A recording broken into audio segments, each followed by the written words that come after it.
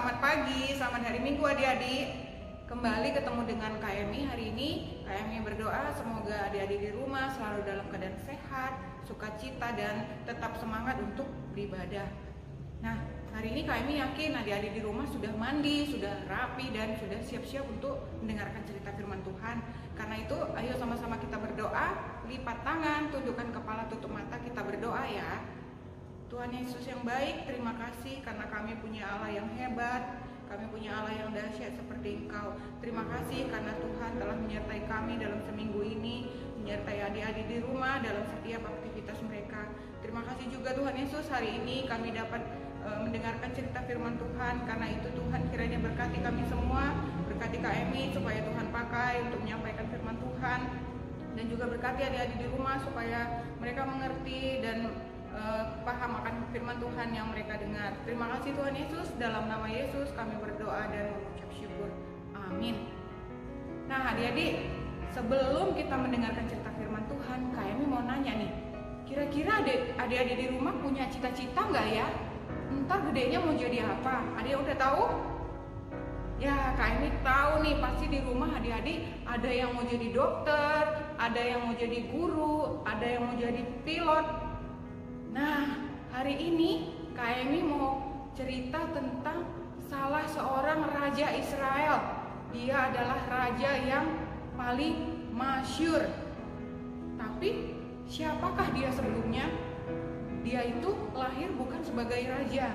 Dia adalah anak bungsu. Dia punya 6 kakak laki-laki dan pekerjaannya adalah pengembala domba. Nah, adik-adik, yuk kita sama-sama saksikan video ini. Tuhan mengutus Nabi Samuel untuk pergi ke Bethlehem untuk mengurapi Daud sebagai raja. Daud adalah anak bapak Isai dari suku Yehuda. Ia mempunyai 6 orang kakak laki-laki.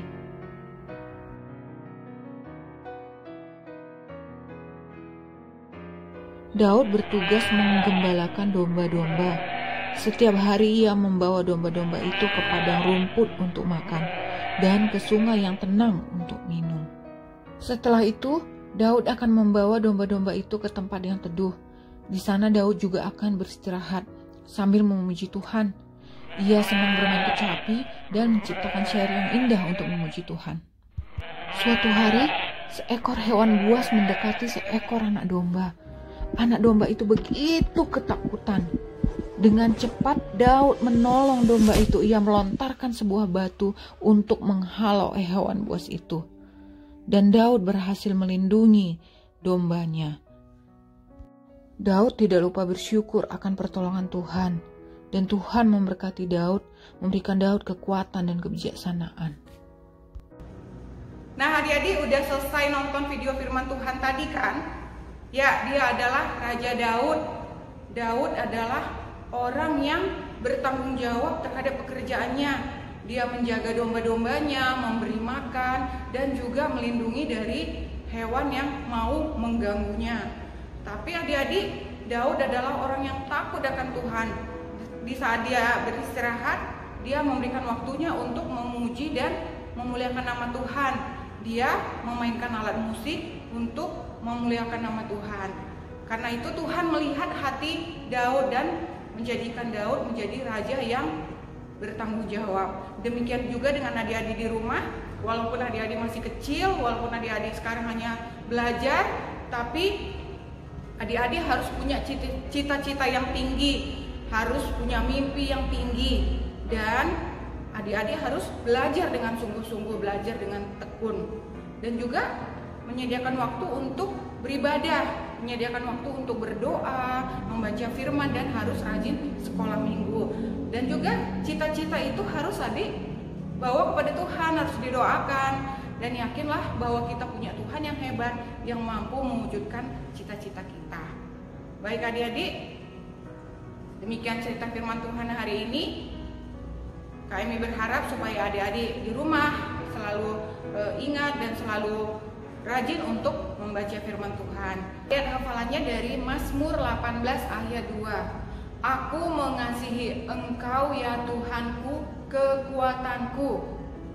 Dihafalinya adik-adik. Nah, sekarang kita mau berdoa. Mari semua lipat tangan, tundukkan kepala, tutup mata, kita berdoa ya. Tuhan Yesus yang baik, terima kasih untuk firman Tuhan yang bisa kami dengar hari ini. Kami berdoa biarlah kiranya Tuhan menyertai adik-adik, memberikan mereka satu cita-cita di hati mereka, supaya mereka dapat lebih sungguh-sungguh belajar, dan supaya mereka tahu bahwa mereka punya Tuhan yang mampu untuk mengabulkan semua yang mereka cita-citakan. Tuhan, kami berdoa biar kiranya Tuhan menyertai adik-adik selama seminggu ke depan, sertai mereka dalam persekolahan mereka, sertai mereka dalam setiap aktivitas mereka. Terima kasih Tuhan Yesus, dalam nama Yesus kami berdoa dan mengucap syukur. Amin.